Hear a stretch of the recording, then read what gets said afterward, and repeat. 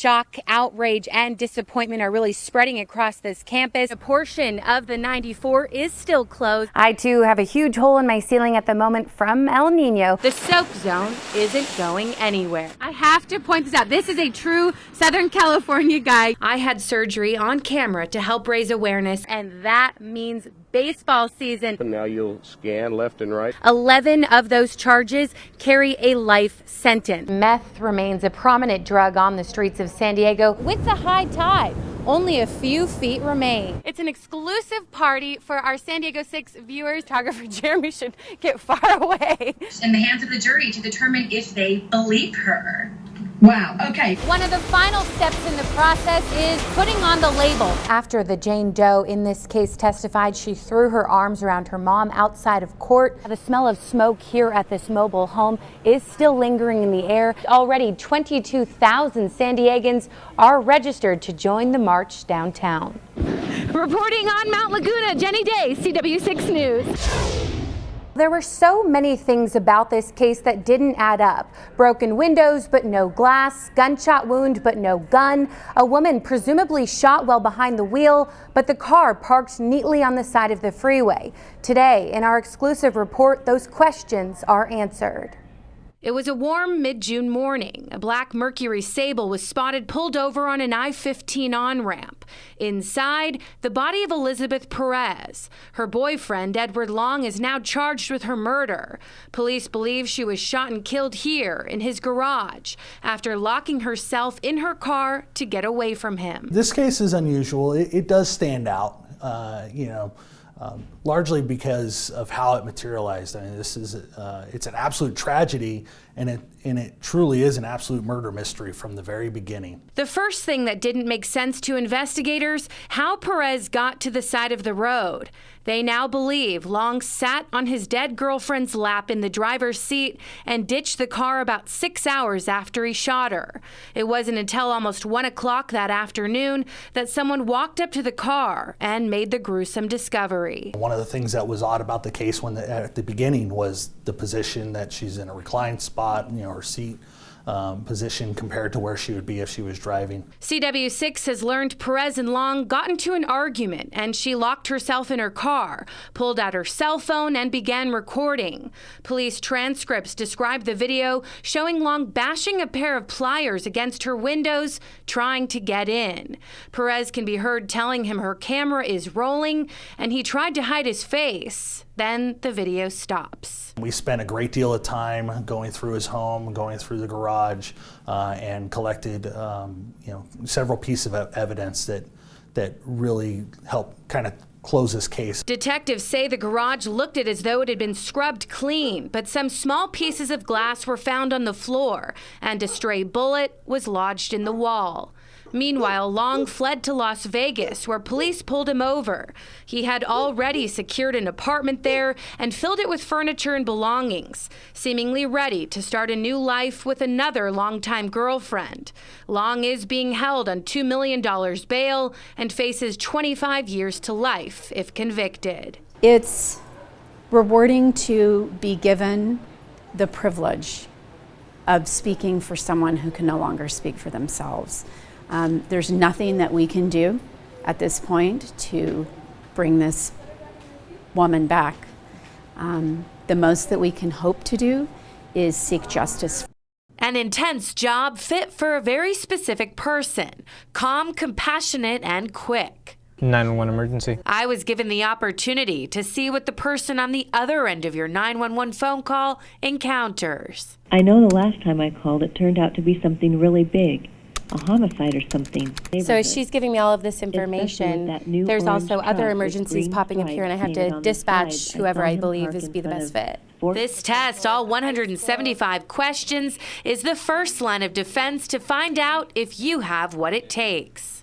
She must be drugged out or something because she keeps talking to herself. There really is like a lot happening at one time. Hi, this is Sally Malone again.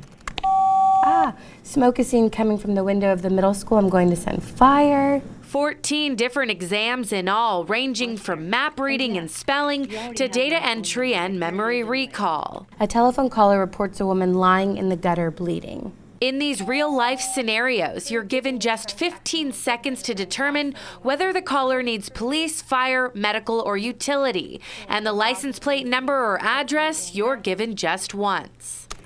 They paid for the beer with a traveler's check. Man falls from They ladder got and breaks mad when his I arm. told I'm them going I to send couldn't take a traveler's EMS. check But at the unless same they time, had I'm a still current hearing driver's this call license. from the And convenience the store guy clerk. with the traveler's Departments across the county are hiring, and there's pressure to answer calls more quickly. It's good pay, but 1/3 don't make the cut. Well, I got half of his license plate number. Is that good enough? Probably not.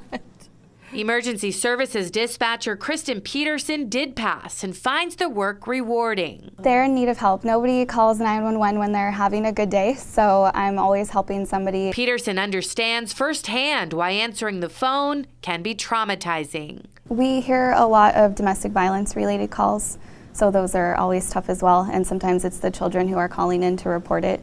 So again, my job is just to stay calm and comfort them until deputies can get them help. The exam is pass-fail. Some questions require speed. Other results are based on the percentage of correct answers. I can take it. I can take it. So unfortunately, you were unsuccessful in passing this test today.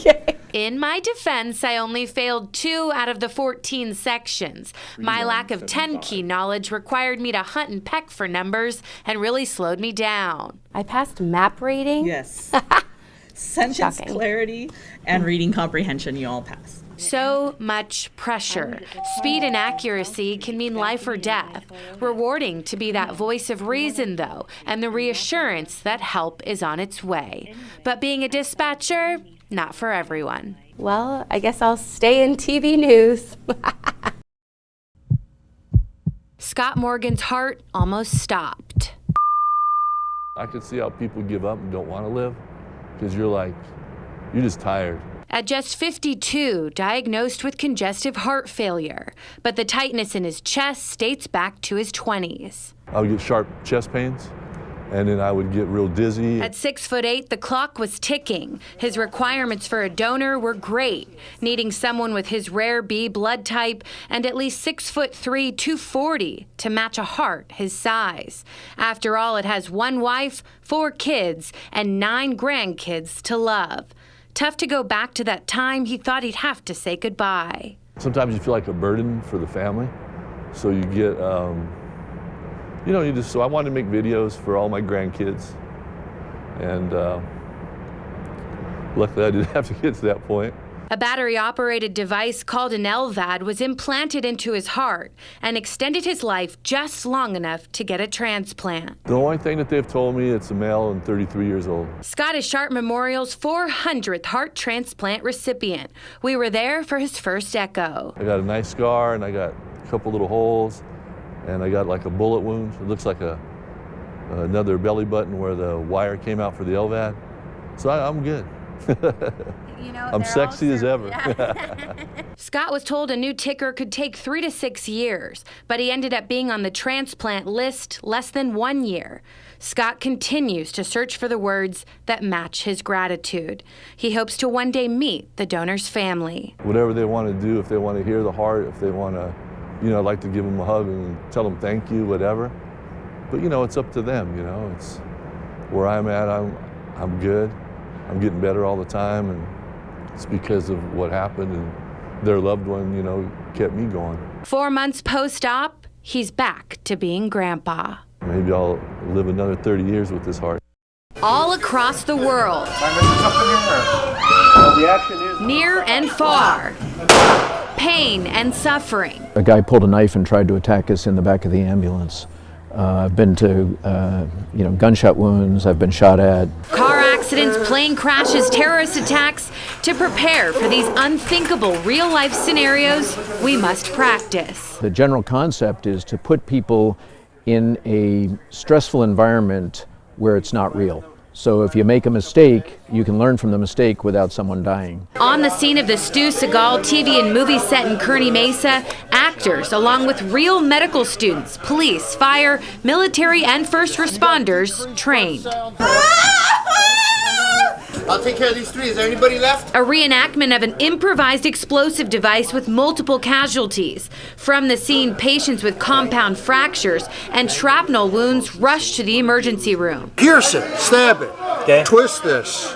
Stick these back in to keep it open. Learning how to think fast and smart and ultimately save lives. The stressful part comes with maintaining your patient, making sure they're getting taken care of, and ignoring the distractions, but at the same time... Suspect down! Without any warning, a new threat. Active shooter on the scene in the emergency room. Totally unexpected. Just one more thing that they're throwing at us. Concerned family members really bring it home and scream at the entrance of the operating room. What? Doc! My wife's hurting! Okay, well. Doc, what? Again, all painting a real-life picture for what these aspiring trauma surgeons may endure on the job. Got them when they least expected it, and it was good. They reacted well, and they kept to what they were learning, and they actually kept pretty calm for a high-risk situation that it turned out to be. The documentary sections here, oh, it's fantastic. More than 30 years have passed, but the price of renting a movie at Kensington Video has only gone up 50 cents. Just $3 and any classic comedy or horror was yours for a week. This is Winnie's list. Winnie Hanford opened this space as a gift shop 52 years ago. The first day I went home, I only sold $8. I went home crying, $8. And so, but I said, that's okay. I'll make it.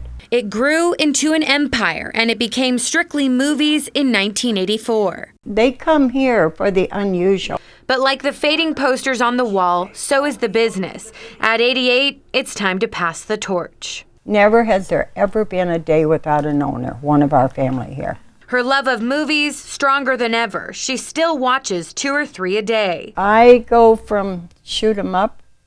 I like good courtroom scenes. I like documentaries a lot. People know. There's a few that are a little sexy, and I have to tell the people, I like them. It's a good story, but it's a little sexy. Can you handle that? Winnie, however, is not such a fan of horror films. Some of my people tell me that some of them are not that scary, but I don't know which ones those are. I think they're trying to trick me. Film fanatics can now take home a little piece of history. We're selling 100 for $15. And for those with the memories as old as Casablanca, the news has been a real tearjerker. Ever since I heard the news about the store closing, I selfishly wished you would change your mind at some point, which ironically would have been just like a movie with a good ending. Winnie says she has about a month to clear this space out, then it will likely become a sushi restaurant. This here is right. Winnie. Day before last, you're such a sweetheart. Thank you for taking the time to chat with us earlier today. And again, you were saying this is sad, but you hope that the sushi restaurant that they plan to put in here, you know, will bring people a lot of laughter and bring the community together as well, just as this place has done.